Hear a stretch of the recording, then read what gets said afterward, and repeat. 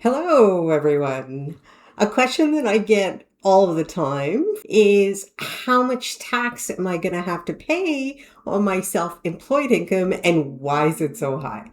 So in this video, I thought we would go through three separate scenarios so you can see exactly how much tax you would pay under each of those scenarios and get a better understanding of what the breakdown is. My name is Veronica Kenna. I'm a CPA, a CFA, and the founder of Montreal Financial, where you can find lots of resources for your self-employed small business. And I encourage you to sign up for my newsletter. Okay, so before we begin, let's just talk about a couple of assumptions that I'm using here. First of all, I'm using one of my favorite tools. Anyone who is a subscriber or who has watched my YouTube channel will know that I use this tool a lot. It is the Wealth Simple Tax Calculator. I have no affiliation with them, but I think this is a great tool because it really simplifies how your taxes work. Secondly, I'm going to be using Ontario as a province, but you can see from the drop down that you can select whatever province you're in and it will give you the calculation. So Ontario is just for illustrative purposes. And finally, I'm only using self-employment income. I am not going to look at deductions or RSP contributions. If you're interested, just let me know and I can make that the subject of another video. Okay, so that being said, let us begin. Okay, so now we're on the Wealth Simple Tax Calculator. And here you will see you can choose your province or territory. So I am going to select Ontario from the drop down, but all of the provinces and territories are here. So just choose the province or territory where you are located at December 31st. So the number that we are going to use in this box, which is self-employment income, is your profit. And profit is basically your sales less your total expenses. And remember, this is just an estimate. When your final tax return gets done, it might change a little bit, but you could put the approximate number here just to understand what your tax bill is going to look like. So our first example is going to be $40,000. Now, if we look at the breakdown of $40,000, it gives you your results right away. Very exciting. So our total tax is $8,720, which is comprised of federal tax, provincial tax, and then CPP premiums or QPP premiums in Quebec. And so you'll see this is actually approximately half of your total tax bill. But one thing I want to point out about CPP premiums is that they're not a tax per se. They're actually a contribution to the government pension plan, which you will be entitled to receive. You will get a monthly payment once you retire, depending on when you retire, of course. And this amount, the amount that you get, is calculated based on how much you put into it. So the more you contribute, the higher that monthly CPP benefit will be when you do retire. Okay, so now it also gives us an average tax rate. So of $40,000, your average tax rate is approximately 22% in Ontario. This is going to be different in different provinces. And as you're going to see in the next examples, it will be different at different income levels. And your marginal tax rate represents the bracket that you're in. And we'll talk about this in the next couple of examples. Okay, so now let's just exactly double this for our second example. And keep the federal tax in mind. The federal tax for $40,000 is $28.31. So when we type in $80,000, you'll see that the federal tax is more than double the federal tax that you paid on $40,000. And the reason for this is because of the change in the tax bracket, which relates to the marginal tax rate. And the marginal tax rate represents the tax rate of the bracket that you're in.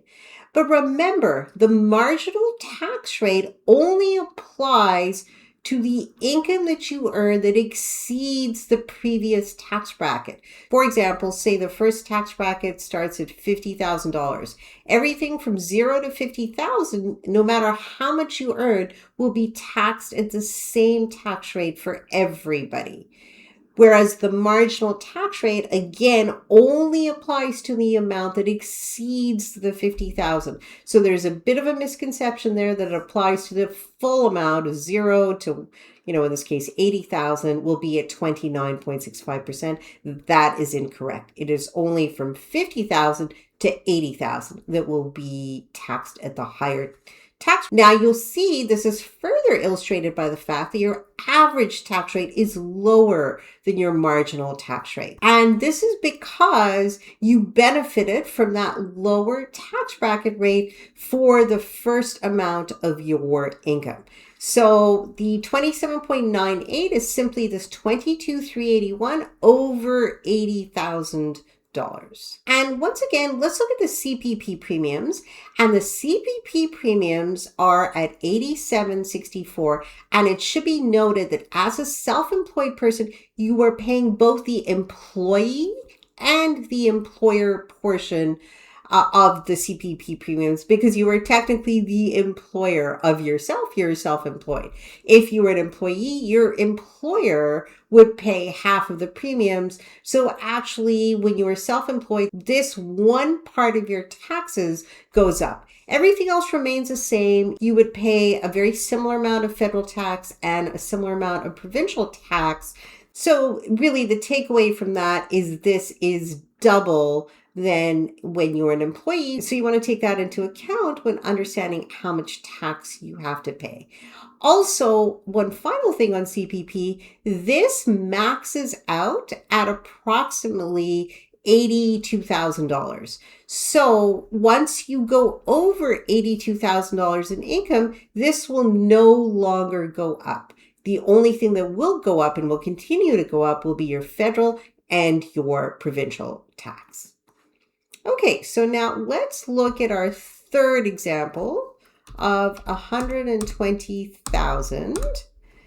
And so now here you'll see your CPP premiums barely went up, right? Because as mentioned, they max out at about 82,000. Your federal tax went up substantially. Your provincial tax went up substantially because again, your marginal tax rate is now 37.91%. You're moving up through the brackets. But your average tax rate is still 29%, the 35,000 divided by the $120,000.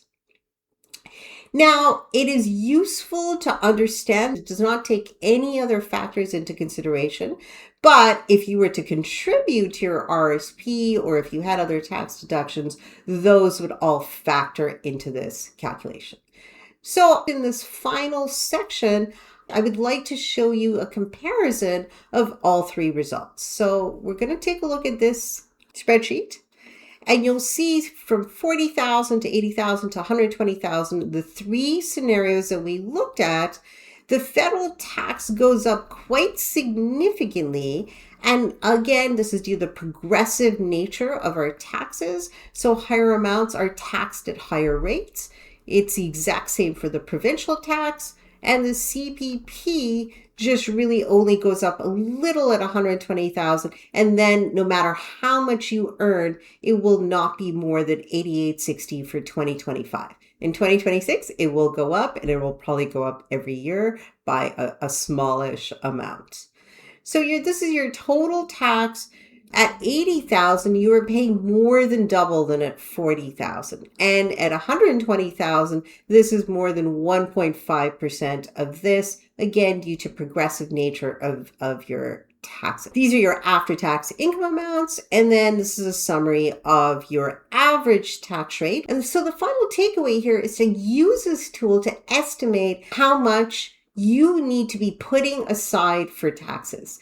And under different scenarios and whatever your situation is, and you might not have the final number, but estimate, use your best guess, plug it into this calculator, and then determine approximately how much you're going to owe in taxes and put a little bit more away. Set up a separate savings account so that you can't spend it, maybe a high interest savings account so you're earning a little bit of interest on it, so that it is not an unwelcome surprise when you do have to pay and you have the amount right there in your separate account. And at a certain point, the government, both Revenue Canada and Revenue Quebec, they are going to start asking you for quarterly installments towards next year's taxes. That will just simply come out of this bank account that you have set up for your tax payments.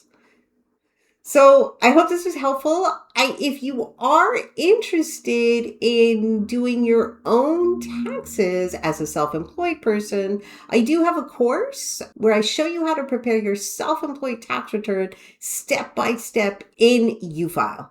And so for those of you who would like to take on this task yourself, I personally think that people who are good with numbers, who have a good accounting system, can absolutely do it themselves as long as their situation is not that complicated and they feel comfortable with their numbers.